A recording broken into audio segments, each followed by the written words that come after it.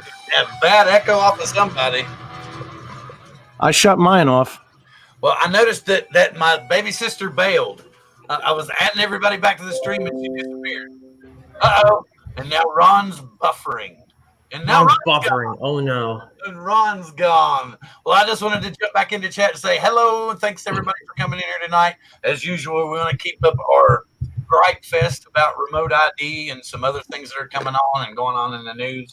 First off, I wanted to tell everybody that last week we had taken off because I was in Virginia.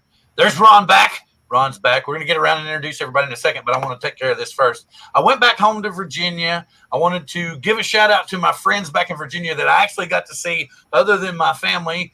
Chris Thomas, who's working at Utility Trailer, welding in the smog, welding those refrigerated trailers together to get the stuff out to everybody. Ronnie Powers, who works at Food City cutting meat in Food City in Marion. My good friend Bill Clay at Sarah's Jewelry. Don't forget to check out Sarah's Jewelry in downtown Marion, Virginia. And my good friend who I graduated high school with, Karen Hester, who has a business in Bristol, Tennessee called Cranberry Lane. So if you know any of those people, please get by and check them out. I'm glad to have got home and visited with people and saw some things. And now I'm going to pass it around the room and let everybody say, hey. And I'm going to start with Ethan. Nope, I'm going to bring Ethan back and do it this way. Hey, guys. Thanks for coming out tonight. Glad to see everybody here. We got a few things to talk about, and looking forward to chatting with you guys. And that, I'll throw it over to John. Thanks, Ethan. It's good to be back. Good to see you guys in the chat. Hello, hello. We got Jim. Hello, Jim. It's going to be awesome to talk to you. And, yeah, let's just get this show started. I'm going to go ahead and throw it on over to Ron.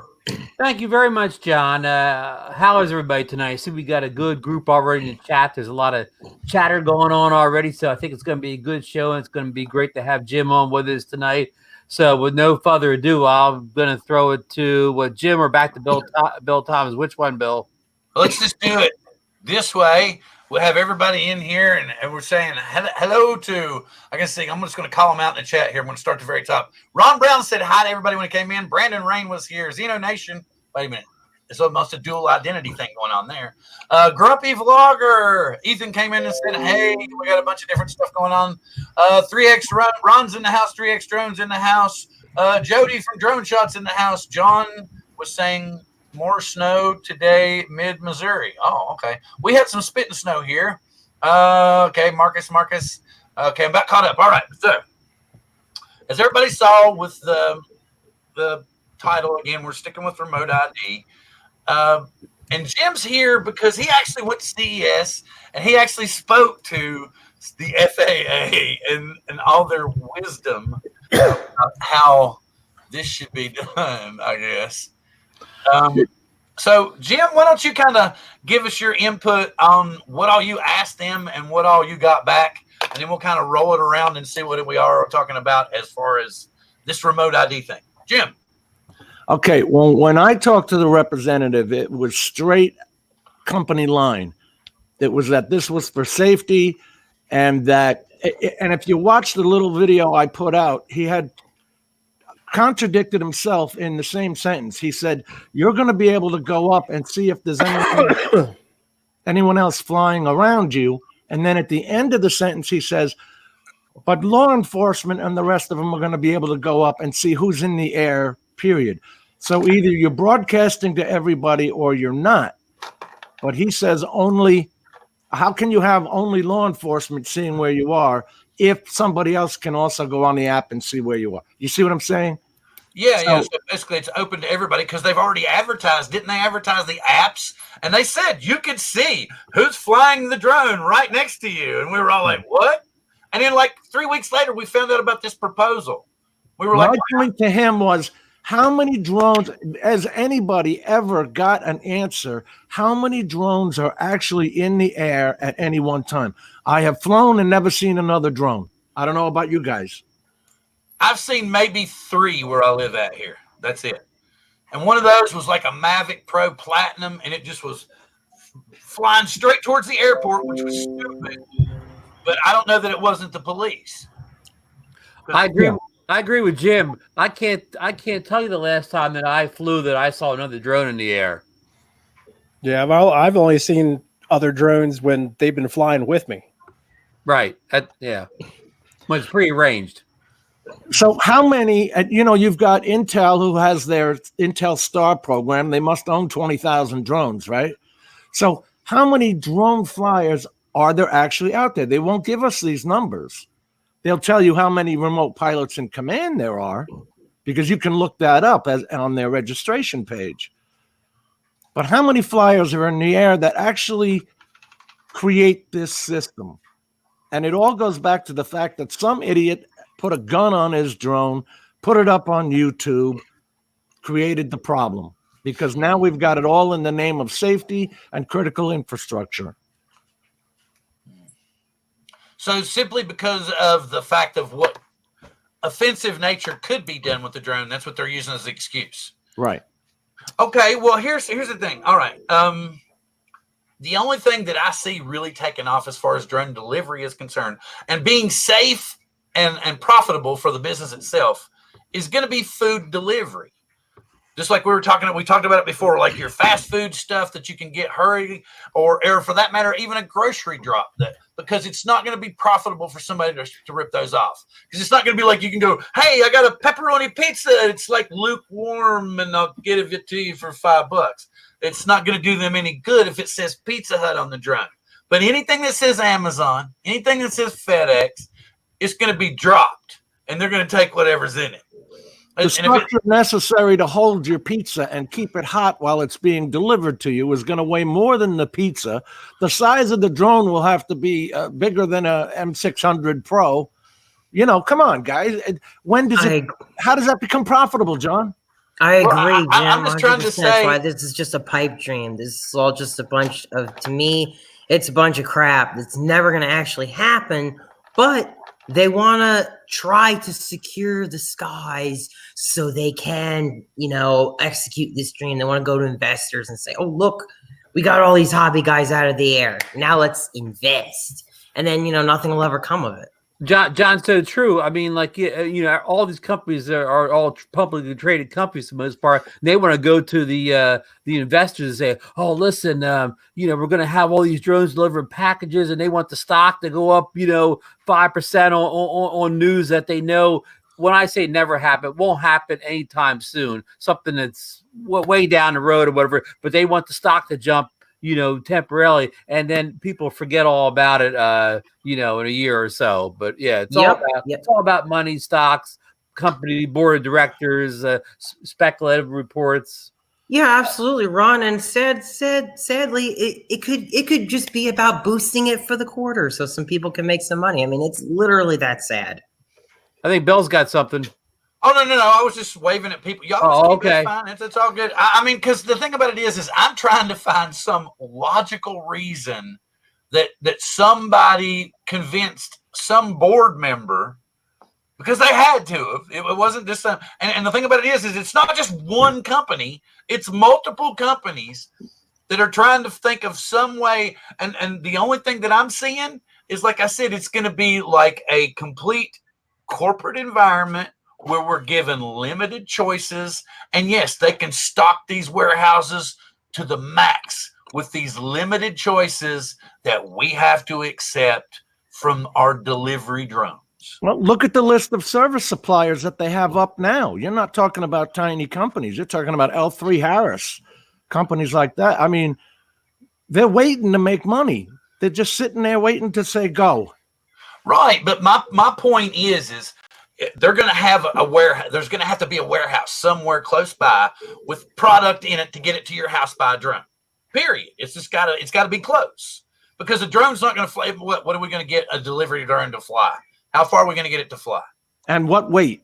What's the maximum weight of the package that can be delivered? Yeah, and so that in itself is telling you that you're going to have a warehouse with a very limited choice of items, but a shitload of items of those one items or few items. And that's going to be your only choices. Right. So it's going to be either a white T-shirt or a black T-shirt. Yeah. And to Bill's point is, I'd rather just wait the 2-day normal delivery and get the T-shirt I want. But you might not have that choice. You get what I'm saying? You mean they'll eliminate the trucks and go all drone? And You'll never be able to do that. And you'll. But the thing about it is if here's the thing. Like I played that video from 2016. It says your warehouse is going to be right over the horizon from your home. Yeah. Okay. And in order for that to happen, you're going to have very limited choices that you can't say anything about. It's either you take this or you don't get it. Now, don't forget that this rule doesn't change any 107 rules. Any truck that they have, like a UPS truck, if it has hopes of doing delivery, that truck will have to stop and have to stay there until the drone leaves and comes back. So how is that? That to me, that's slowing down delivery. But okay. Yeah, exactly. You know, go ahead, John. What were you going to say? I was gonna talk to Jim some more, going back to this FAA guy. So it sounds to me like he gave a very confused-ish response when he was talking about just who can see the information that your drone is broadcasting. He sounded really confused. It was the two-headed snake. He started off with the conversation of, hey, it's great. It'll be for you. You'll be able to go up in the sky and see that there's other drones around you. Maybe I won't fly here right now.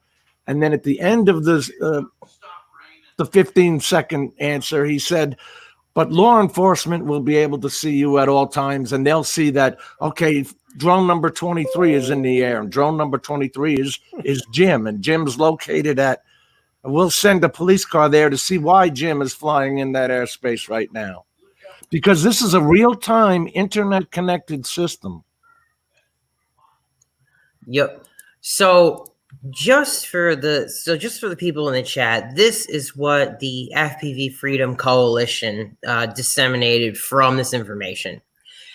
If your drone is broadcasting the location, what's stopping someone from looking up your location and assaulting me while you're busy flying your drone? And the answer to that is that personal information such as name and phone number supposedly will only be available to the FAA and law enforcement. However, the latitude and longitude of the aircraft will be publicly broadcast throughout the flight for both standard and limited remote ID. The latitude and longitude of the operator will be transmitted throughout that flight. So that goes back to what I believe you were saying, Jim, is that, yeah, people will be able to just look up on their phone and be like, oh, there's a pilot there. And he said that exactly. Yeah, that's what he said, right? Yep. Those were the words out of his mouth. And they don't see that as a huge security risk to the pilot? But they're not worried about the pilot. It's all in the name of safety. They would have done. Keeping the pilot safe is an important part of that. Yeah. Pilots need safety too. Yeah, the FPV Freedom Coalition is trying to get that changed. That is the way they interpreted it as well. Obviously, they communicated it a little bit better than that guy. But, I'm not surprised that these guys, they're not on the up and up on all this stuff. Oh, you know what? This reminds me of a interview that I saw right before the Super Bowl. There was a news reporter interviewing one of the security guards, one of the security personnel outside the Super Bowl, and he had a little device in his hand. And basically they were monitoring the airspace, and it was drone security, anti-drone technology, what he had. And he was telling the reporters that he can monitor the airspace. He can see all the radio communications that are going on. And if a drone is entering their airspace, he can break the link. So with that device, and so the reporter asked him, well, what happens to the drone? Does it just come crashing down, or, what happens? And he was like, well, most modern drones have the return to home feature. And then the reporter said, well, what if it doesn't? And he's like, well, most of them do. He wouldn't answer that question because the reporter's like, that's highly dangerous if a drone just comes crashing out of the sky because you blocked it. And I thought to myself, yeah, my FPV drone would come crashing out of the sky. Yeah. Or John, what if we had our Bugs 3 out there and they killed our transmission? That thing's not returning any place. Nope. And there's a number of FPV drones and stuff out there too that we don't have GPS, and honestly, we don't want it. We don't need it. Okay, if I'm just flying my FPV drone under 100 feet, maybe not even barely going over the treetops, what the hell do I need GPS for? What the heck do I need even any of this remote ID crap for? they're just not thinking about all the kinds of drones out there. They just don't care. Okay, here's my question. Okay, they did the initial thing where they formed the industry cohort, right? You know, where the industry people got together and we had the chance to volunteer if we wanted to be involved, right? So we had some drone manufacturers like Autel and DJI who were involved, who have both basically said this new system is a farce and really won't work. So here's the thing. Obviously, we need to know who for sure, because we're pretty sure we know it's Amazon, we know it's FedEx. Jim, you were mentioning another couple of companies, but we really need to see where all this money is coming from so that we can point something back at them. Like I was posting the link just a minute ago. John was bringing up the FPV Freedom Coalition. I made a T-shirt that just says boycott drone deliveries. We only make 60 cents off of it, but if we do sell any of them, then I'll send the money to them and maybe it'll benefit them or something. So check that out also. And I'll shut up now and let y'all talk more. Go for it. Well, I want to hear more about this FAA guy. What else did he say? You're muted, Jim. You're muted. I see. It's not on mine. I had a pump go off, so I shut the mic off. Oh, okay. Then I got on to him about service suppliers. And, you know, I'm not the nicest guy when I'm interviewing because I knew what the story was. But he was saying that they're not going to get any special treatment. Okay. Now, how can they not get any special treatment when they're the ones making up the rules and the laws? The FAA is just an agency. See, I've worked in the government aerospace contracts before, and I've never seen such an open-ended document as this one, because they're trying to provide for technologies that will come tomorrow that we don't have today, and they don't know how to do it. They're relying on these service suppliers to be the ones telling them how it has to go. They don't understand the system that they're regulating is what I'm trying to say. Yeah, because it doesn't exist. Exactly. I mean, they talk about this remote USS and how they estimate that it shouldn't cost any more than $5 a month, or in some cases $30 a year. Where'd you come up with those numbers? And are you going to regulate what this USS costs? I mean, it's going to have anyone who wants to be a remote USS is going to have to go through some sort of FAA approval process, but I don't see anything that's going to say, nope, a remote USS cannot cost more than X amount of dollars a month. And who is to say what's that going to cost? I mean, you got to think about all the data that's going to get transmitted, all the servers that are going to be needed to log all the information about every flight. Okay. And my work is in IT, it's in databases, stuff like that. So, I mean, I kind of know what this stuff costs, and I could definitely see it being a little bit more than $5-10 a month if they want to. Plus, remember, we're going to be forced to use this service. There's nothing worse than being forced to use a product.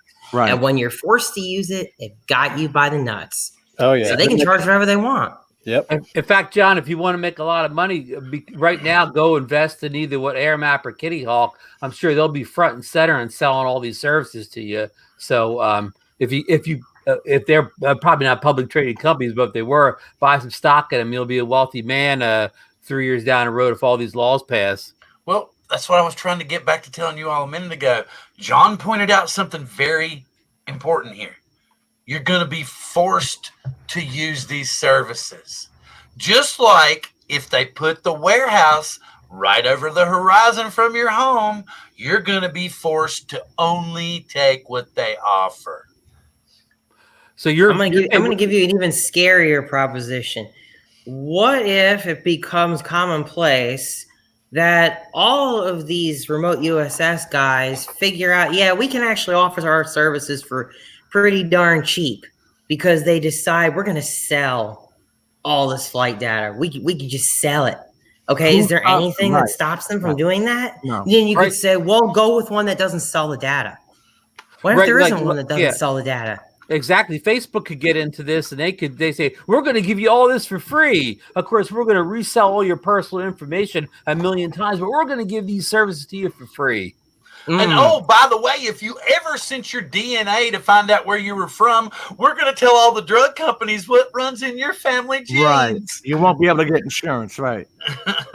Right. Yeah, well, hey, at least you have the choice whether you want to send your DNA to one of those family tree companies out there. With this, you won't have a choice. If you want to fly a drone, you're going to have to use this stupid service. This document states right in it that remote ID framework would provide UAS data, which could be used in tandem with new technologies and infrastructure to facilitate future and advanced operational capabilities. So that means that it's wide open to begin with. This is my point. Who's regulating the privacy? Does it kill STEM? It could. Sure. You can't fly without recreationally without being part of it. So how do you get into STEM? You can't develop a UAV unless they're part of it. So I don't know. Yeah, I mean, well, under the current rules, it actually creates a huge problem for people who want to self-build, right? That's one of the things that the FPV Freedom Coalition is actively trying to fight because the way it's set up, there's no way to fabricate enough of the drone where it would be approved. You're basically stuck flying in a field. Because of where the parts come from at this time. They all come from China. If it has anything to do with China or the company Huawei, you're not getting away with the build. Yeah, I mean, if the kit contains less than 100% of the components, it is deemed amateur built and is restricted to fly in an FRIA, or the little stupid field that's going to go away in due time. I mean, it's ridiculous. Currently it's actually a huge problem because you cannot build something as it stands yourself with these rules the way they are and fly it the way we do today. You can't do it. They've given little of the thought of it. And the scary thing is, in the documentation, they even say that amateur built drones are a very small part of the market. Very small part of the market. So I guess we just don't care about us. Their second proposal would require that unmanned aircraft be designed to operate no more than 400 feet from the control station. They have two parts to their remote ID, standard and limited. And if you're under the limited, it states right there, you cannot operate more than 400 feet from the control station. Yeah, so that goes to show that who came up with that rule has no clue about these drones. Right. And that needs internet connection. That needs internet connection too, right, Jim? Everything has to have internet connection. Well, at least that one is actually feasible, and it's actually very similar to Lance and how we do things now. Okay, so 400 feet is ridiculous. Okay, but something that has come up here, in the last week or two, the FAA is going to be. This is something else where Jim was pointing out. They say that they're non-regulatory, but the FAA is going to be who approves designs for the new delivery drones. So we obviously know. I guess that's going to go to the highest bidder. But what I'm trying to figure out is how can I word this? I'm still going to go back to the same thing again. Is how they think, other than to force us into a box and take what they give us, how they've ever convinced anybody that this is going to be profitable. How could you walk into an executive board and say the future is in drone delivery? And they all went, yay! I mean, how in the hell did somebody walk in? I mean, not just that. I mean, I know they're throwing money at politicians. That's normal. That's the way it works. But how did they convince the people who want the money to stay in their wallets and put more on top of it that drone delivery is the future? Because all the time, though, man. Yeah, because there's so little knowledge about drones on those type of circles, board members and people like that. They don't really know anything about drones except what they see on the nightly news or whatever. Just just being right. That drones are uninformed. bad. That drones are bad. But you don't see a lot of, Hollywood movies made with fleets of drones delivering stuff with precision and quality. We see little drone light shows, but we don't see anything up to now that could give anybody the slightest clue that this is going to be a good thing. Can I propose one thing from all of us? What? Can we stop being the media? Can we start calling them UAS or UAVs and stop calling them drones? Because my drone is not a Reaper. It can't go over and drop a bomb somewhere. And the newspapers love the word drones and it's become known to humans as a threat object. And our camera UAVs are not drones. Right. When I first started out, John, I used to call them quads. When I first started flying, it was always quads. I see what he's saying, though, that the word drone itself has such a stigma attached to it already that it's just not beneficial. What, Ethan? I can see you. What? Do you think it's a good thing or a bad thing? What's that? I thought or maybe you were laughing at a message. I don't know. I thought you were thinking that it was comical that we were talking about.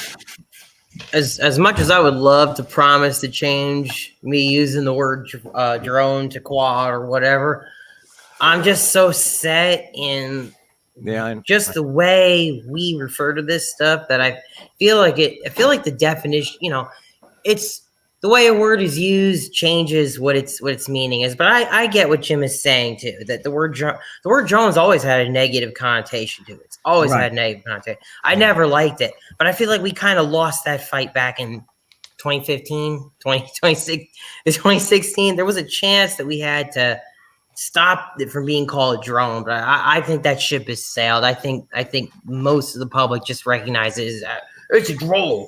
Just like the universal icon for drone is the Phantom. Right. Exactly. I mean, we still can't even get away from that. Look at my channel name. My channel name has drones in it. Well, yeah, mine has drones in it too. All right, so we got to change it to quad therapy, and you got to change it to above and beyond quads. But seriously, we all became students of the media on this one. Yeah. They started calling them drones, so we did. The federal government never called them drones. That's true. Yeah. Small unmanned systems. All right, we'll take a brief break from this subject for a bit because something happened in Canadian Drone Hub today, and I wanted to write it down because I know how some of my co-panel members really love the parrot Anafi. And these people were really giving the Anafi a bad run. So I'm going to bring up the issues that they came up with today and give our two Anafi aficionados the opportunity to tell us what happened. Ethan and I will correct all the wrongs. All right, so here we go. The first one was limited range. Gentlemen. Okay, so you're Wi-Fi based and you're not getting around that. You're not going to be able to compare it to something like OcuSync. That's just the way it is. But to increase your range, maintain line of sight, and you can also go into the app under settings, under network, and check the spectrum and pick a channel that's not as busy, and also pick a lower channel that's going to be on the 2.5 gigahertz, and that'll give you further range. Ah, very cool, very cool. Okay, yeah, good. Let me go. Ethan, I agree with Ethan totally. If you're looking to fly 5-6 miles away, buy a DJI product. End of story. Okay, so now here we got something else coming up here. What they are saying was that there was a reset issue or a connection issue with the controller sometimes, that it would possibly break connection, and so you're going to blame that on the Wi-Fi, Austin? So I've personally never had the remote lose connection with the drone. That's never happened to me ever. Okay. And you know that by if you're looking at the light that's on their controller, it'll maintain a solid blue. If it starts blinking or something like that, that's when you can see that it's lost connection and the drone's going to do a return to home. What happens more common than anything is you lose the FPV feed. And what that can be caused by is, if you're especially on the iPhone, it is the safety protocol that's in the USB Lightning port. Sometimes when the app tries to update itself while you're getting the live feed, sometimes the new software kicks it out. So your FPV feed will just go black. To order to maintain that and prevent that from happening, put your phone in airplane mode, turn off Bluetooth, turn off Wi-Fi, and that'll turn off Bluetooth is a big one too, because guys, don't forget Bluetooth operates on 2.4 gigahertz. Yep. So if you've got your phone, you've got a fitness watch, and it's syncing, and it's doing that over Bluetooth while you're flying, I mean, that's not good. Turn off that Bluetooth, especially Bill, if you're on 2.4. Let me take this. I've only seen. I've never lost RC connection to the Anafi. I've always had connection to the drone. I have had it lose FPV, and just disconnecting the USB from the back of the controller and replugging it back in has regained FPV signal for me. Did you use an iPhone? Use an iPhone. Yep. Okay, he was just explaining that. Okay, now I have two more issues. Oh, real quick, if you have an iPhone 6, it'll never happen. Okay, so an older model iPhone works better. Right. Very good, very good. All right, so now one of the other one is we're talking to someone like me who has some fat digits. Getting into the SD card slot sometimes can break that cover off because of the fat fingers. That is probably the easiest SD card that I've been able to get into. I prefer the Anafis way better over the little tiny slots that you got to use a pen or something on all DJI drones, and action cameras are really bad for it too. Oh, yeah, the Hero 8 is terrible. Yep. Okay, I actually love. So what I do, I just take the battery out, flip the lid open, put my hand over it, and flip the whole drone over, and then the SD card falls right in my hand. So maybe you needed to take the battery out first. Let me take this, Bill. Number one, I agree with Ethan. It's no big deal. I'm an old guy, so I've owned cell phones back in the late 90s, early 2000s. The SIM card went in and out exactly the same type of contraption. And number two is you don't have to take the memory card out of the Anafi. You can just plug the USB-C cord from the back of the battery on the drone into your computer and transfer the files over like that. So that's another option. It goes slower than moving the memory card, but I mean, doesn't go that slow. All right, now, and the final issue that I heard was they were saying something that has to do with the auto land, that when it would get near the ground, sometimes it would flip and just land on its props. I've never Ever heard of that one? Well, it's not. Also, it's not trying to think as it. No, I've never seen that happen. It's only tried. It's only tried to do something like that if I try to land it in my hand. Okay. Yeah, I'm not a hand lander. I always land on the ground, and it's never not landed perfectly. Yeah, if you so like I always think I had a video about this. No, actually, I don't think I put that one out. But if you're trying to hand catch the Anafi, grab it from the back and turn it 90 degrees. It'll shut off automatically. If you try to hand land it, it might flip out of your hand. And it has a special setting for palm landing in the software too. Oh, okay. Very cool. Very cool. Yeah, I've never seen it flip just by landing it on the ground. Okay, so something that I introduced on Saturday's show, I had talked to the guys about it, and just kind of getting things lined up here was I thought it would be cool because a lot of people are always talking about, I'm going to do a trading post for drones or, something like that. So I kind of did something last week. I just checked on Facebook itself. And so I thought it would be cool to look like I'm going to look locally here around Everett where I'm at. I'll share this with you guys. What's that, the marketplace? Yeah. So, and here locally, I think we actually saw this Saturday. It is a Phantom 3 in used good condition. It's upgraded antennas, works great, no issues, includes one battery controller, drone, and battery charger. The only reason I'm selling it is I upgraded. So he wants $300 for a Phantom 3. Bit much. Okay, next up we have the DJI Mavic Pro Fly More combo for $450. That's actually good. that's a good deal. Not bad. Actually, Yeah. So like maybe it's just the lighting on it. Looks like a platinum battery almost. That's not bad at all. $450. Somebody's trying to just move things up. That's not bad for a local deal. Let's see, we got a case here. What do we got? Whoa, what is this? Like a B2 clone? What do we got? Yeah, it looks like it. And a case with it, $175.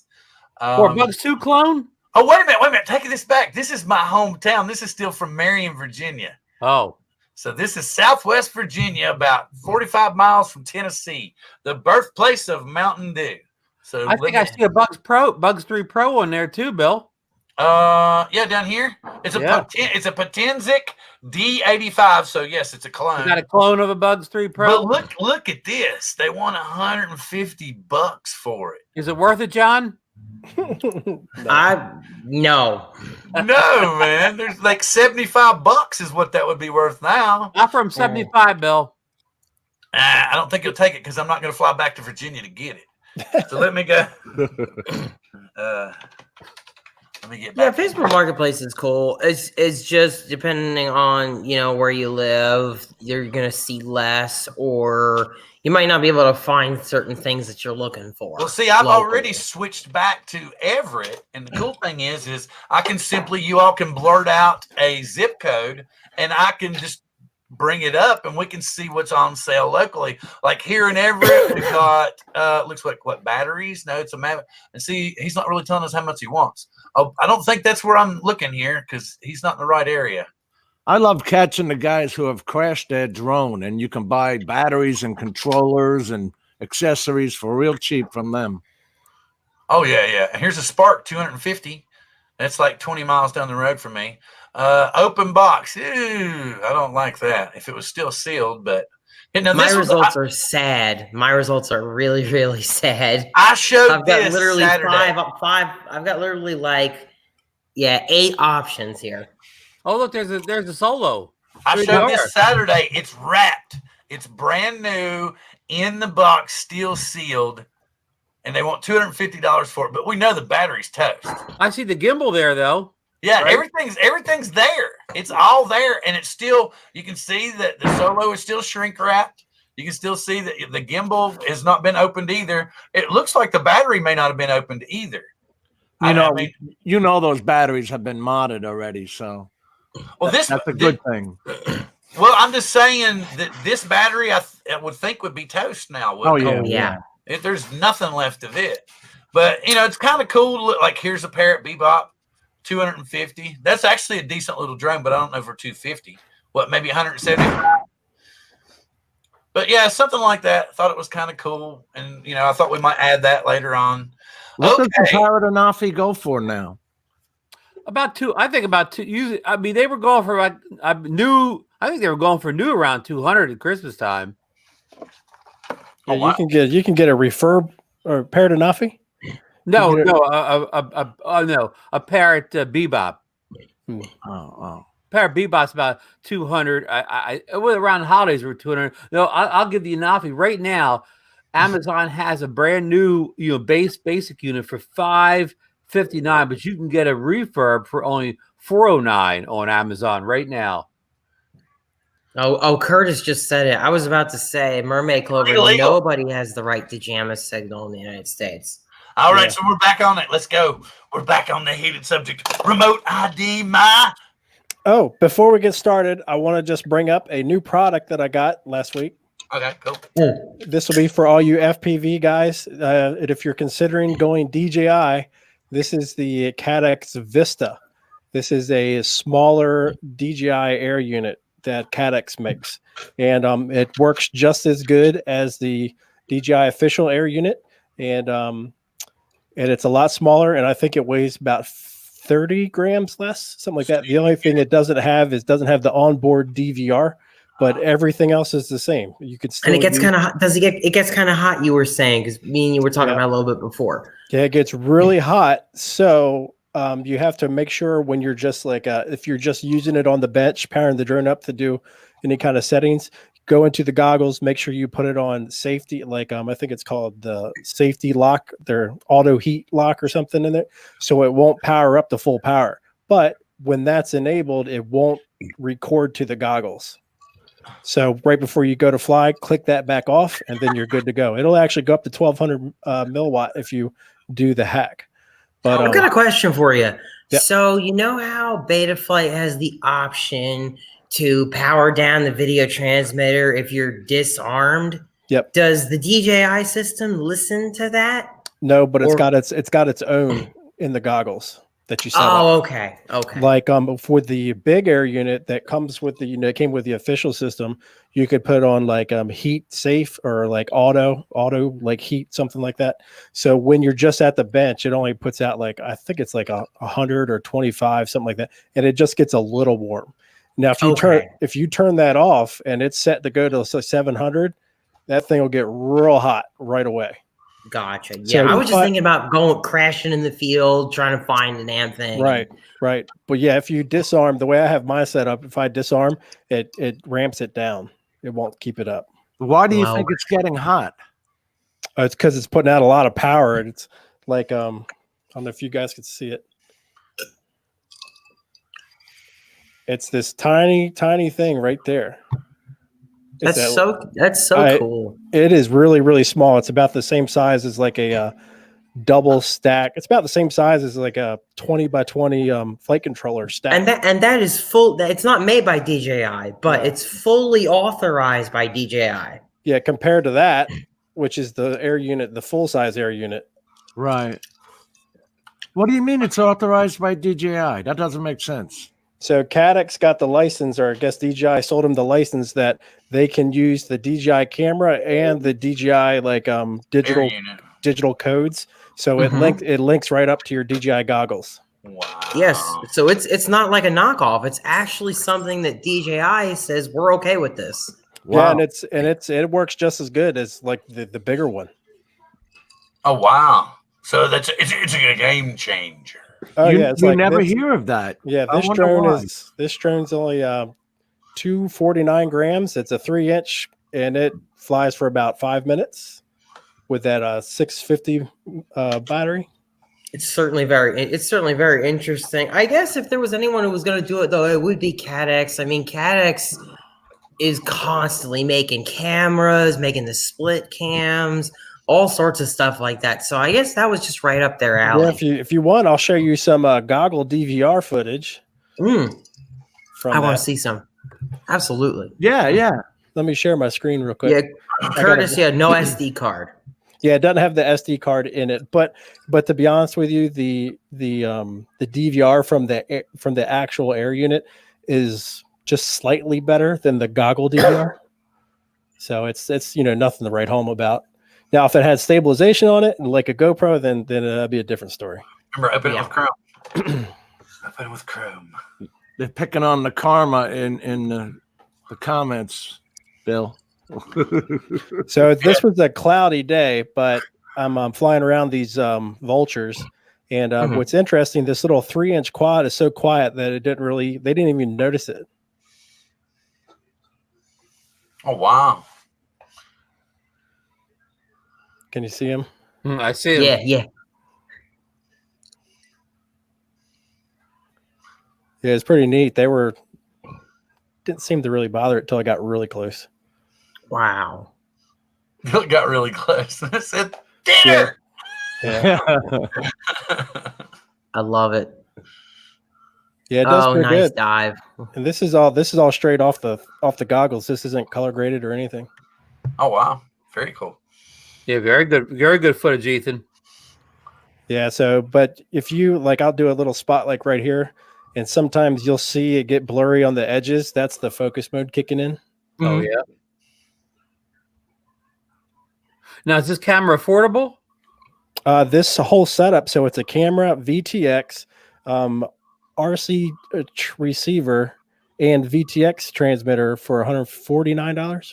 Yeah, it's very, very affordable. It's about the same price as the air unit from DJI, right? Yeah, the air unit is, I think not on sale. It's like 175, 180, something like that. Yeah, but you can get it on sale for the same price. But I would be happy to get something like this and then throw it in my 5-inch or a 3-inch build. Yeah, you compare this from like Fat Shark DVR. This is way better. Oh yeah, and you can see. Yeah, you can actually see. Like this. And how far are you away from the transmitter here, Ethan? Oh, I'm right below it. Okay, so it's not far. All right. But the transmitter, so I've even got crossfire on this little 3-inch thing, so it'll go way out there. Oh yeah. Curtis says he's having trouble with it. It's glitching for him. So, how's it showing for anybody else? Looks like it's. Let's see. Looks like the replay might be pretty good also. So, if it's not coming out real good now, maybe it'll be better later on. Yeah, this little drone does. I was very, very pleased with how this flew because I've had bad luck with smaller drones, like 2-inch drones flying very well, but this thing flies awesome. What size drone is this? This is a 3-inch. 3-inch. And it's under 250 gram too. You were saying. Yeah, 249. 249. 249 with the crossfire with the DJI system. So Wow. Well done. Yeah. Well Yeah, done. very, very, very nice. Yes, sir. Yep. Yes, sir. cool. So will you be able to fly this drone under the new FFA rules? It's Future skates under farmers. it. Yeah, it's The skates future under it. farmers. The future farmers of America ruling. Now, I wish, technically, you know what? I wish that it was the FFA.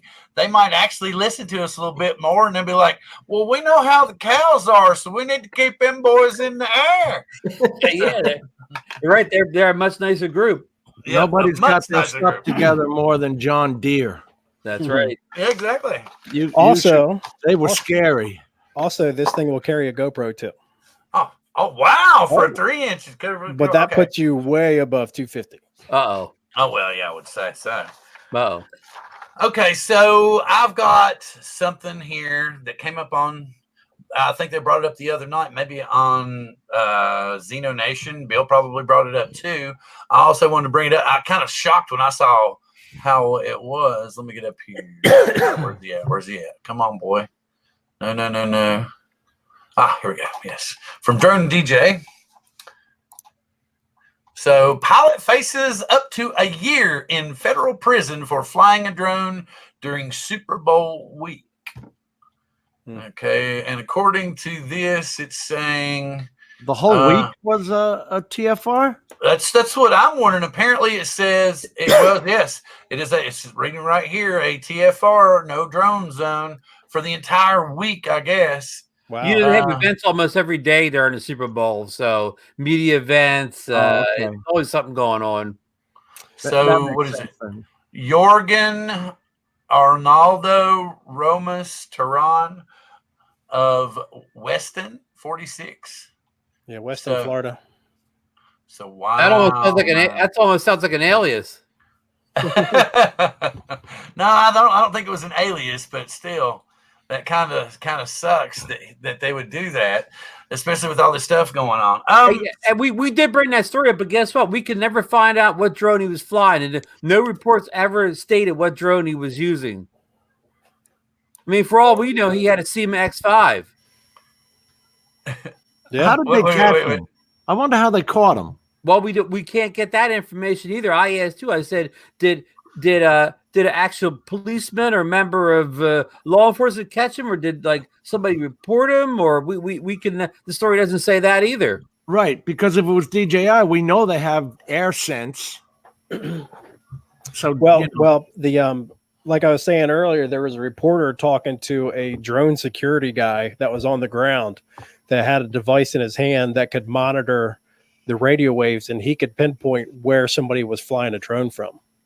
Would even like a little cheap toy drone make the type of airwaves that guy could bring down? He said it didn't matter if you were transmitting to a drone, he could find out where you were. Okay. so you fly a drone with buzzsaw blades on it straight towards his truck and say, "Okay, cut me off now." All you need to do is take two guys, and tuned into the right channel and the right gigahertz, whatever you're flying it. Most of them are only going to be two. It's going to be one or the other. Right. And do a channel scan, and two guys on opposite ends of the park lot could triangulate a location, no problem. I was gonna say they just said the TFR had a really big radius, larger than a camera's ability to see the stadium. So when I lived in Jersey and, Donald Trump would come on in for golfing or anything like that, we were talking a huge radius, a 30 nautical mile radius. That's why I was kind of wondering, like, where exactly was this guy? Now, if he was, 28 miles away or something like that, yeah, the law is the law, but I got to feel bad for him because come on, what was he really harming? Yeah, if we he don't was know really that. that far away. I mean, there's a big difference between flying a drone at the Super Bowl stadium or in that general area and flying it within that 30-mile radius. You know, the law doesn't make any distinction. But that's a great point, John. If he's flying over the 50-yard line, yeah, he should be something happen. But if he's like you said, if he's flying a Seaman X5 in his backyard 28 miles away, should they just hold him, just land the thing and put it away and let him go? They were just looking for somebody, you know that, looking for anybody during this to put in the media. Yeah, in all actuality, it probably wasn't a DJI drone because it probably wouldn't have let him took off. Exactly. I said that the other night. I said, yeah, DJI drone knows it's in a TFR and wouldn't even take it off. I bet you it was some sort of I bet you it was a toy drone or something like that. Okay, here's what it's saying. It's saying that he took off at night, Wednesday night. So there's one strike. And then it says, here they charged him with knowingly and willfully violating national defense airspace. So it seems to me like he was probably flying like a Phantom 3 or something, and he just unlocked it and went for it. National defense airspace. That's exactly what the article reads. That let's see, did High write it? High wrote it. Yeah, suspect has been charged with knowingly and willfully violating national defense airspace. Oh my God. But then, yeah. And he did it at night too. So I'm like, oh, well, he was probably thinking, yeah, I'm going to get these really killer pictures of the Super Bowl stadium, and I'm going to put them on YouTube and sell them. And you know what it was? He said it's nighttime. No one will see me. Yeah, but then if he is doing all this filming, what kind of good filming can he get at nighttime anyway? If the game's not happening, the stadium's probably not even lit up. Yeah. I'm curious why they did a TFR for the entire week. That's odd. Yeah, I mean, I'll give you an example. We talked about John talked about Trump in North Jersey. Trump was in South Jersey just last week to do one of his rallies in Wildwood, New Jersey, which is a couple short towns below me. And as you guys said, the TFR, it was big, but it started like at 5:15 on a Tuesday, and he spoke Tuesday night, and it was over like at midnight on Tuesday. So it only lasted 7 hours, or whatever. It didn't last a week. It lasted 7 hours. Yeah.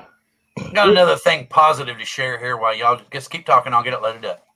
We get them every time he flies down to Mar-a-Lago. Yeah, or here in Baltimore, anytime the Orioles play or the Ravens play, the TFRs pop up over the stadiums. But it's only during the game. It's like 6 a.m. to like 12 at night or something like that. It's not long. That's what I'm used to here. All right, so this is something kind of cool that some of the local agencies are using that I wanted to bring up and share too. So we'll fire this bad boy up. Oh, and the police time to make critical decisions for safety and for the public and for ourselves. That instant information has been critical in battling major fires. You can see the hot spots on these infrared images the drone snapped at a fire 2 weeks ago. With the way the roof system was, trying to find those heat sources, and that way we can direct the fire crews to attack a certain area. The images showed them where the fire was and where the roof collapsed. Now that drone can allow us, to see that from a different angle and redirect our personnel where needed. It helps save water, but it also keeps firefighters safer. The human eye can't see through heavy smoke. But the drone can be above them, see right through the smoke, see the hot spots, pick out, we can direct the streams. Just makes everything much more efficient and safer. But it doesn't just stop where the fire is. Say I'm trapped in a building, they can use my heat signature to see where I am and help rescue me. The FLIR camera is absolutely incredible for large area searching for missing people at night. With the thermal, they can pick up the heat signatures from a great distance. So perfect if someone is reported missing in the woods, day or night. But the thermal isn't the only gadget on the drones. They can communicate to remote locations through the drone. It's making our job safer and more effective. Captain Alice says not only are the little drones with the battalion chiefs on each call, but they're creating a new protocol on when to use them. If certain calls go out, the drone will be called in and might become the first line of defense. Live in the studio, DJ Manu, WSBT 22 News. Very cool. That might have heard people ask, what's the I magic wonder word? if the fire department has to unlock those too, just like we do. Right. You see how they're skirting the law enforcement rule? Law enforcement can't use them without a warrant. But if a cop just happens to wander by and see your screen, because, you know, cops and fire departments and EMS aren't friends. They don't talk. But, no, You know what I'm saying? If they wander by and look at your screen. Yeah, yes, understood. But I just thought I was trying to show something positive. I know Yeah, it was nice to see something positive for a change in the news about drones. with the use, the use of UAVs or UAS or positive means in nature. So, yeah, I hope the Super Bowl guy wasn't flying an Evo. Maybe he had an Evo too, and that was why he really wanted to get the good pictures early. There's 6K pictures on the Pro. All right, man. The Evo 2, that dual will have a boson FLIR on it. Very cool. I don't know what that is. What is that? It goes from crappiest to better. The crappiest would be the Lepton, like on the Mavic 2, and then boson, and then FLIR View Pros, and then, well, that's it right now. The Tau 2 sensor is the highest sensor they have right now. Pretty cool. So what has been going on? What have we got? Anybody have any news about new drones or anything? I still haven't gotten that drone. What's the drone called? It only has the 2 arms. the V-copter. The V-copter officially delayed. It's officially junk, but you didn't hear that from me. I'm with it's Jim. because of the coronavirus. Well, I saw it at CES and I started laughing. It's not something you're going to buy. Oh, so Ron, what do? They cough all over it, and now they got to disinfect it. Is that why it's delayed? We covered a story the other night where medical experts say that even if your drone or the box your drone in is affected with the coronavirus, that it can't last more than 2 days. And we know how slow shipping is from China, so there's no way your V-copter is going to get here in 2 days from China. So you'll be safe from catching the coronavirus when you get your V-copter in. It's just they're not working in the plants in any of those places, man. Their factories are just shut down. So, you can forget about it. It's sitting on the line collecting dust. Well, Bill, what about all these robotic factories we keep hearing about in the news? They have the humanovirus. or they don't have the human there to press the go button. The problem of the internet and seeing things is you can't really get a good perspective on it. That V-copter is about the size of my hand with 2 little things coming off that are mechanically driven. So it can't possibly respond to a wind gust or something like that fast enough to save it. So it's just, I don't know what its purpose is, but Marcus saw it too at CES. Not impressive at all. But Jim, they're not going to get my money. I don't care if it's late or never arrives. I want to see some people. That slow boat to China. I want to see some people review it. I will admit to that. I want to see some people review it. I hope they don't lose any fingers in the process. Now, Jim, is it true that at CES they had the V-copter and then they have like a mini version of it? They have 2. They have a regular V-copter and they have a mini. I only saw the one size. I heard they had a mini also. No, but I'll tell you, a drone you'll never hear about is a Pegasus. Pegasus. Yeah, That drone, that is an impressive. That's the best drone that you'll never hear about. It's I like the name. Who makes it? Robotic Systems. Who was that? Robotic Research. Check this thing out. I don't know if you can see it, Bill. Hang on, I'm coming back. Well, look at his legs on that thing. He was showing it the other night. The legs are actually like tractors, as in a tank. Oh. And you see how they fold up, so it flies like an Inspire. But the legs come down like a tank, and it will sit there and, let's say, drive up and down your roof. It has like a 6-hour. Here's a good picture of it right there, dummy. Oh, interesting. It's all LiDAR driven, and these landing gear are actually like tank tracks. and they Wow. retract up. So maybe Very the camera can swing all the way around and not get any of the props in. Right, exactly, like the Inspire operates. Yeah, Well, maybe I could pre-order that, Jim. yeah, it's about 30 grand, so I don't think you'll be rushing to your Well, dealer. I'll put $100 down now, and I'll pay the balance when it ships. There you go. There you go. So, Yep, yeah, be worth best it. drone you'll never hear about. Okay, now, and something that it's like I was trying to bring up earlier. The FAA started something about a week ago where they're trying to distinguish between a delivery drone and a commercial or hobby drone. Because under the new statute, there is no area for a 107 pilot, such as Ethan, to actually film weddings and stuff. So there's going to be a need for that. So it looks like that you will have to be in the 3 category area to be a beyond line of sight or a delivery style drone. So that you're going to have to fit into that category. And then the FAA is going to distinguish as to how that delivery drone is built for each one of those categories and what limited area you may or may not deliver in. And that's like always, the phone rings this time of day. So is it that they're just going to try to let us keep our area and follow under the Lance rules, and that's how we're going to do it? Or are they just going to come out with like we're really terrified about right now, because they're saying that there's going to be such a loss that they're just going to throw all the drones away, and then the only thing that's going to be left is a delivery drone, period? Well, maybe I'll just buy a delivery drone, Bill. Yeah, I think I'll just do that too. I'll buy a delivery I'll drone. get a delivery drone, and I'll just put a fake package on it.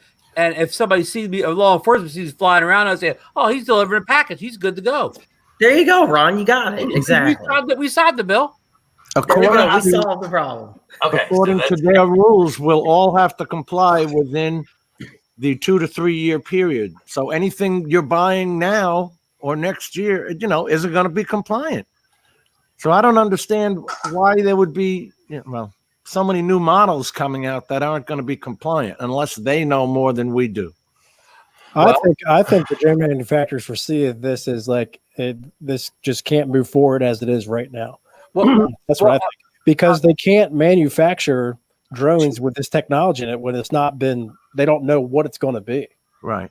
Jim, I don't know if you read into this, but Marcus talked to several of the drone vendors at CES, and he asked them if they were looking at the new F. I can't even say. You know what I'm trying to say. Reauthorization, yeah. And they didn't even know what he's talking about. And this is the people at the booths. This isn't the people that run the company, but the people that work the drone booths. They didn't even know what he was talking about when he asked about the new proposal and stuff or whatever. So they were kind of close at these booths to the new rules. No, they were just, every one of them hired pretty girls to sit out in front of the booths and do stupid things like that idiotic power egg. Oh, the yoga? I don't The yoke. Did you get back there doing the yoga moves with him? No, but they had this girl swinging on a swing. That's all she did all damn day. And they had the power egg there, so you could sit there and see the power egg following her.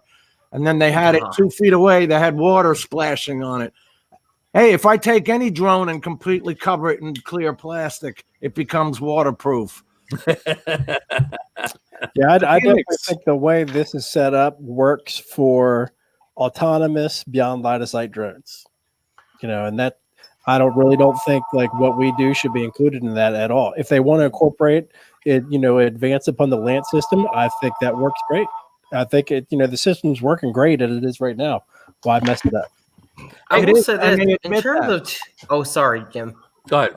No, I just said it is, and they admit that they're working from the Lance. It is working. I had a pun for the egg drone though that I wanted to bring up. I was going to say in terms of the 2 or 3 year time span, it is kind of unfortunate, but I've noticed that drones or quads, whatever, UAVs, they seem to have a limited life cycle. Right? They just in general, they seem to have a very limited life cycle. So, when you say, in 2 or 3 years, you ain't going to be able to fly it, Yeah, that's true. I mean, and what's sad is they could be retrofitted. I A lot gotta of them, say I'm my sure, could be power egg joke. retrofitted. Come on, But man. will they? That's the thing. Will they? So maybe some of the drone manufacturers right now are just thinking, we don't care. In 2 or 3 years from now, we're not going to support this drone anymore, and whoever buys it is just a sucker. Bill has something to say. Yes, I have a joke for the power egg. Okay. Anybody that pre-ordered the power egg, the yoke's on you. Oh, you don't hear jokes like that anymore. You're gone. Somebody mute his mic. Get rid of him. Get him out of here. Get him out of here. Throw the tomatoes. Get him out of here. It was there. I had to do The it. yoke's on you. I just didn't understand the Power Egg X. Okay, the wings can actually come off in one piece, right? Each one is. Yes. Well, take that off, and then you put a strap on it. And now you're holding it like this, but it's still a round egg. Hey, Jim, how many people are old enough to remember? It's like a camcorder from the 80s, but who's old enough to remember those old camcorders from the 80s when you held them like that? Yeah. Yeah, back to what John was saying about the drones do have a short lifespan right now, but You mean quads? yeah, quads, whatever. But a lot of it has to do with like the advancements in it is kicking off. It's advancing really quickly right now. But I think we're going to start to see it slow down here shortly because the cameras are getting so good that honestly, who needs 6 or 8K? And the obstacle avoidance, I mean, is just phenomenal already. And who needs to fly further than? Who needs to fly 5 miles away? Do you know what they're doing in order to get that 8K and that 6K? They're reducing the pixel size on the camera. So, those would be for photography only. You're not getting a 48 megapixel video. Yeah, I think 4K is all you need for video, but I'll give me that 10-bit all day long. I'd love the look of that. But you can get 10-bit on any Micro Four Thirds camera out now since 2015. Yeah, but not a lot of drones have that. Right. That's new with drones. Mavic 2 Pro right now, and of course all your Inspires whatnot have it. But as far as consumer grade, Mavic 2 Pro right now is the only one that you can get that's got it. Right. Ethan, I think you were saying that HDR is actually a much bigger deal. I mean, wow, I saw that video that you sent to all of us and I played that on my TV. Oh my goodness. That HDR makes it pop. To me, HDR is way more important than having like 8K. Oh yeah. Well, the thing is about the HDR is like it's been around for a while, right? And the reason you haven't seen it caught on is because you could only view it. 2 reasons. You could only view it with the HDR device. Most people had TVs that are HDR, but who really watches YouTube and all that stuff on their TV? Not many. There's some people that do, but most people. I do. I know it's a shame because all mine are 4K for TV. Right. Yeah. But most people watch YouTube on their mobile device. Yep. Well, now a lot of your mobile devices are starting to support HDR, and YouTube has also released newer versions, updated versions that support it as well. So now I think you're going to, I could be totally wrong, but you might start see HDR become a thing because on the editing side of it, you could only edit HDR. Okay, first you got to have a camera that can actually shoot it, the 10-bit. Then the editing aspect of it used to be you needed to have an HDR monitor to color grade it and get it the way you wanted it. Well, last October, Final Cut Pro did an update where it tone maps that color so it'll look correctly on your regular monitor. Hey, even my CyberLink Power Director has it. Right. Nice. Yeah, DaVinci's got it. Premiere's got it. Premiere Pro has it too. Right. So it's actually not difficult for these editors to do it. It's just the editor couldn't see what you were doing for a while. Ethan, but now they're changing a lot of that. Ethan, does this do this for you to Final Cut without any input? Or you have to go list or something like that? You have to set up a library, not a new project, but you got to start a new library. And when you go to options, you need to set your library to wide gambit color. Okay. And then when you start a new project, you'll have the option to do 2020 PQ or 2020 HLG. Do you have a video on this yet? No. Okay. I have on CyberLink Power Director, and Ethan, I was an absolute idiot. I had to ask one of the guys in the chat because I was putting out 4K 60 video, filming it at 100 megabits a second, 10-bit, that, all this, but it wasn't getting up to YouTube on that because of the defaults of the rendering. Well, there's a little button up there that says Profile Analyzer, and I didn't know what that was for. But after you make your video, you hit the Profile Analyzer, bingo. And it renders it 4K 60 at 100 megabits a second. I mean, it was that stupidly easy. And yes, I did watch tutorial videos, just hadn't seen one on that. Right. But so my stuff's finally coming out and what it's supposed to be. Yeah.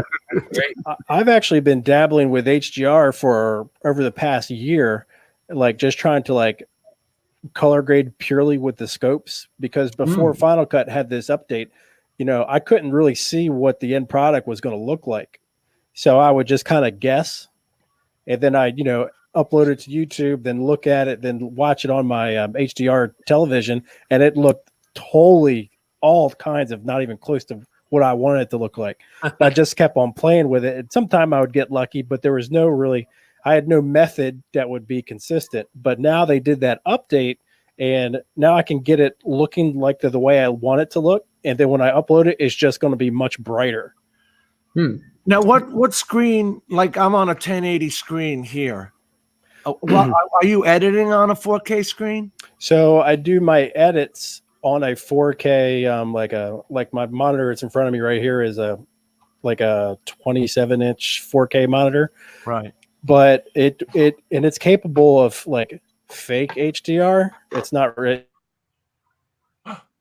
Well, you can get HLG, Hyperlog Gamma, and HDR10, and then there's, what is that? Apple Vision? What's the other one, Ethan? Dolby Vision. Dolby Vision. Thank you. Yeah. But I do my color grading on my MacBook because the colors on my MacBook look exactly like they do on like my iPhone or my wife's computer on the TV. They look exactly like that. So that's what I do my color grading on. And it's actually the color space on the MacBook Pro is like they call it P3. It's Apple's own color space. Yeah. And it's like in between 109 and 2020. It's like in between there. So it gets you close. Has anybody in the chat included, has anybody used Color Director from Cyberlink? Is that comparable? Is that any good? I'm not familiar with that. It's a color grading software that I haven't used, but I bought. But so you got the Power Director suite? I did. I upgraded to the Director 365 suite. Yeah, it's just cool. You'll get some updates and stuff throughout the year. It'll give you something to play with and fiddle around with. It's like the kind of the basic version of like what they're talking about with Final Cut and the Adobe products. And as you get more accustomed to it, maybe after this year you'll go into Adobe, but you can do tons of stuff with it.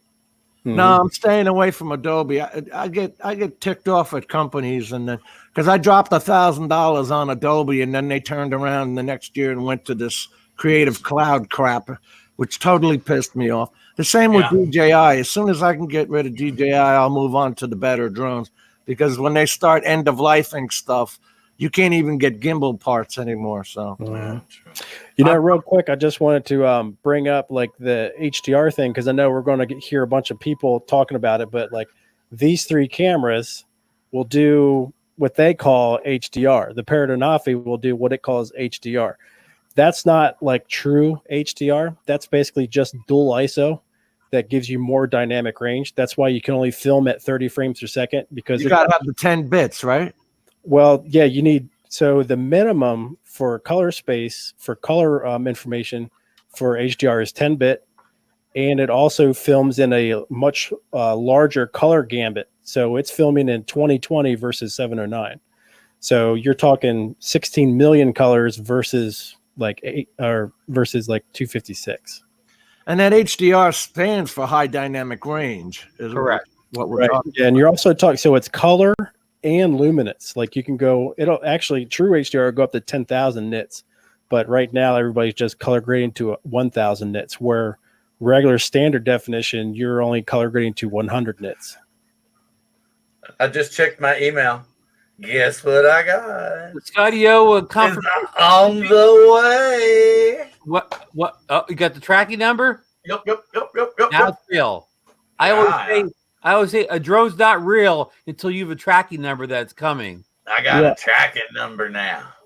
And hold on, and Ethan, the Scudio has the fake HDR like the Anafi does. Yeah. And so this the Insta360 R. one R. Yep. Thank you.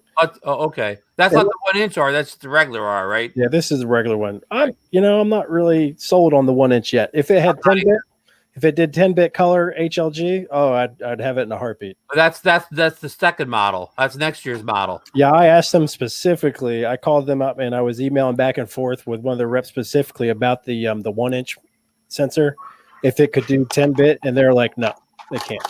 Actually, What is it, 8-bit? that may be the Hero 9. That may be the specs of the Hero 9 this fall.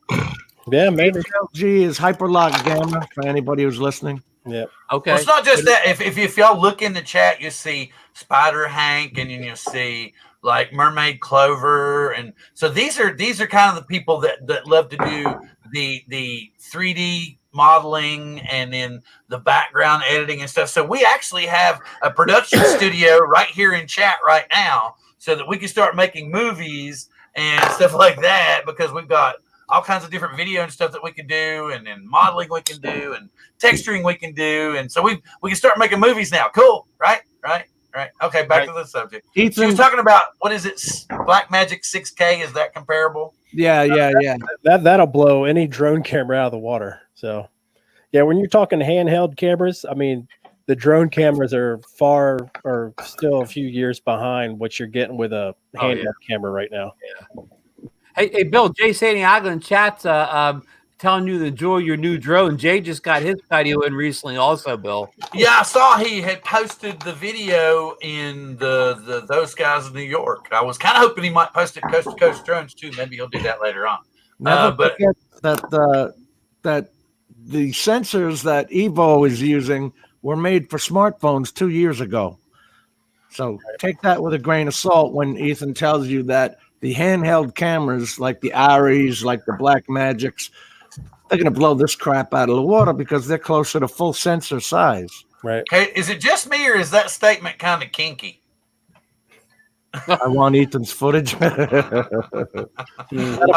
oh, okay, yeah, okay. And then I mean, if that's the way you want to look at it. Right. Well, I mean, it was just a little. I don't know. Maybe it just was me and my. It's like, do you want the camera drone footage or you want the FPV footage? first person view? Foot fetish. No, really, fork it over. Oh, well, this video just got demonetized because of foot fetish. Sorry. You needed permission. No, you don't ever have permission in Coast to Coast Drones.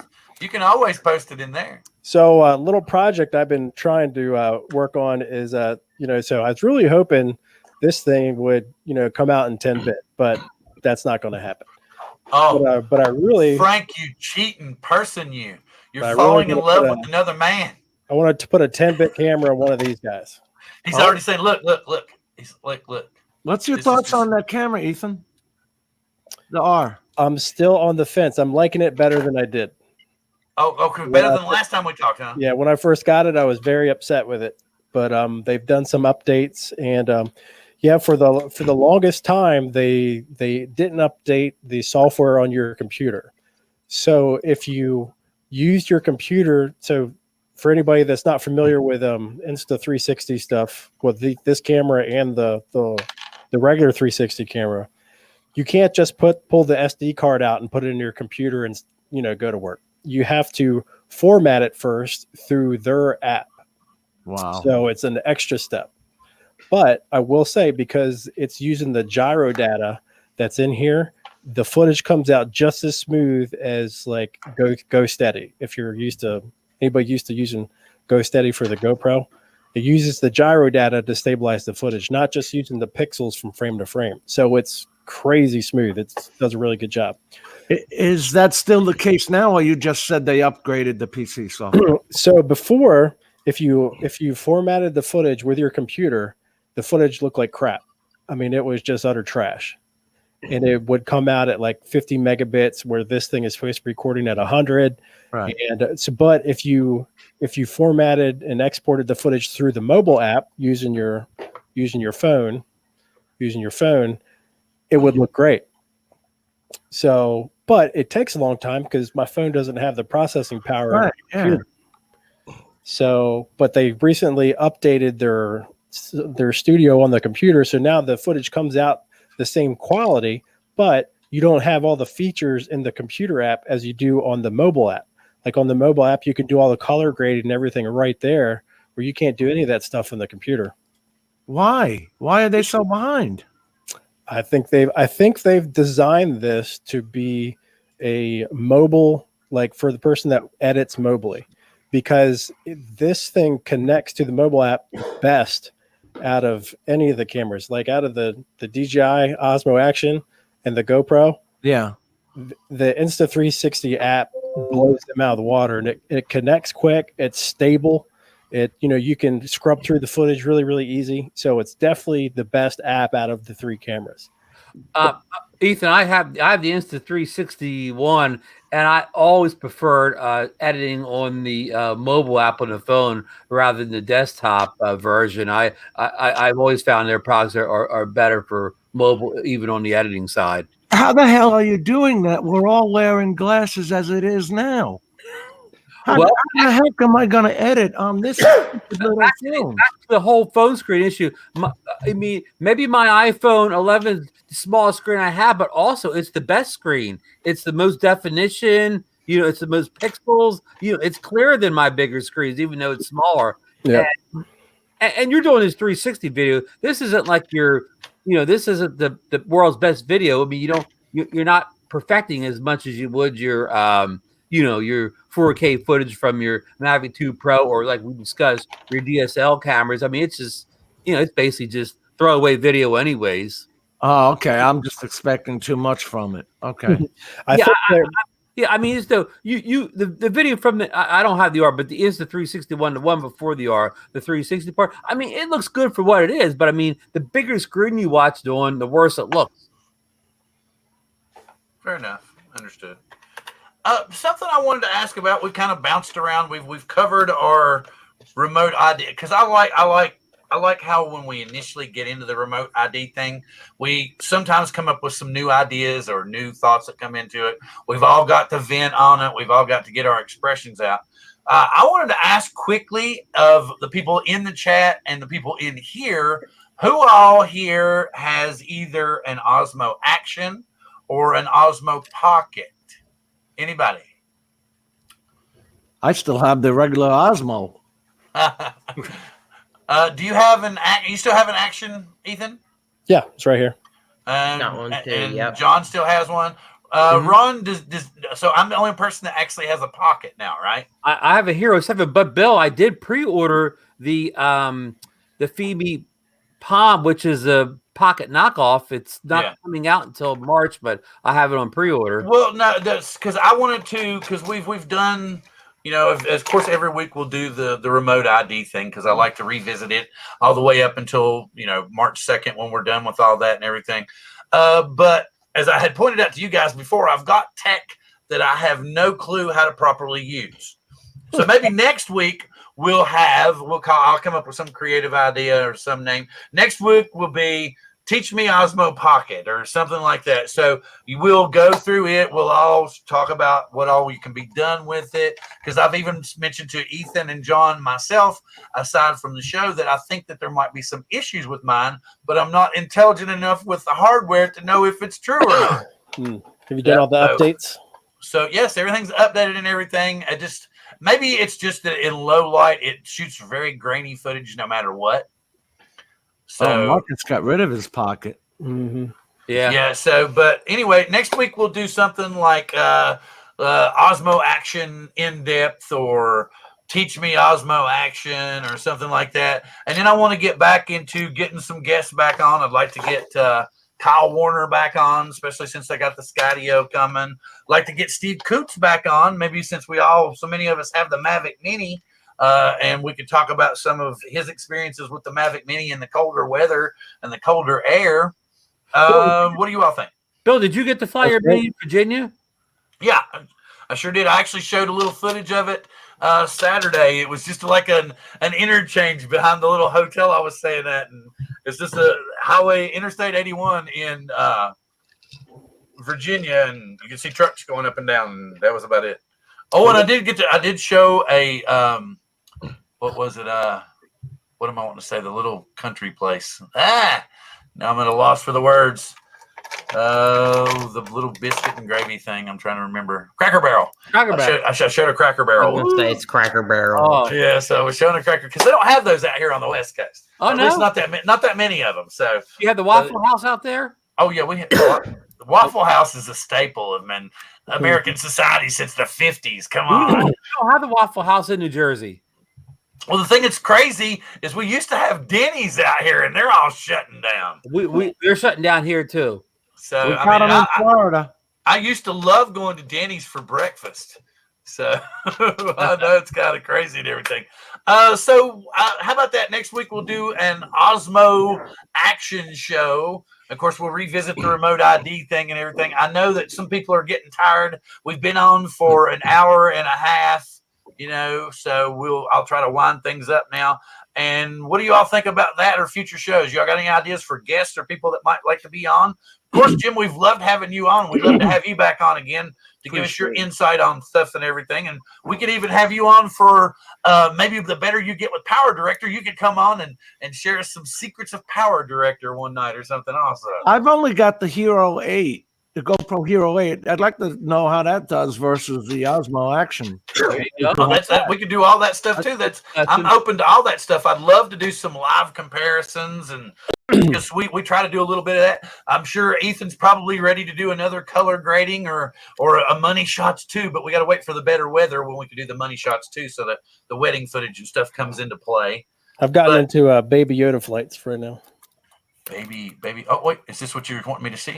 Yeah, I was going to show this to all the hit film guys that are in here. They'll probably get a kick out of this. But this is the Insta360 camera on the back of the drones. Oh yes, the child. Yeah, the child. Yeah, the force is with you. But I was just crazy how stable it comes out when you run it through the app. Yeah, it doesn't look bad at all. Yeah, so on the stabilization on the Insta360 process is as good as anything. Oh yeah, it's great. Even on even on the 4K mod, using it like a GoPro, it's not smoother than the GoPro. That's so sweet, man. If you'd have flipped all the way over, that'd have been really wild. Yeah. Very nice. It's super sharp. I like how the props kind of look like they're folded down. And they do, Bill. They do. Yeah, that's what you call. It's a good example of rolling shutter. If anybody is familiar with rolling shutter. Oh yeah, that's what it looks like. That's really cool. So yeah, man, it was pretty neat. I'm looking for ideas for that kind of stuff. Very cool. Very cool. So does anybody have you all have anybody that you're watching on the channel that we might be cool for a future guest to invite on the show? Somebody that you're interested in some of their work that they're doing? Frank, I'd love to have you on sometime. We could talk about editing and stuff, and maybe you could talk about Filmer. So basically Filmer is his own version of Blender that he's built on top of to make some cool things work with it and everything. So that's kind of so cool. And I went to his channel from when you were talking about it the other day, Bill. That is cool because I've only played with Blender for my making 3D models and stuff. The only thing I've done in Blender is made 3D lettering, which I really think is cool, but I need to get better with my texturing. So anyway, but I wanted to say I'm very grateful to have everyone in here tonight. We had a pretty good show tonight. I think we peaked out at like 33, 34 people. We'd love to see that every week. We're always going to try to get interesting and fun subjects to talk about. It won't always be just drones every week. You know how we are. We tend to ramble, especially me, on a different subject. So with that being said, I'm thinking come back next week and see what craziness we get into, and I'm going to pass it off to first Mr. Ron Brown for his good evenings. Thank you, Bill.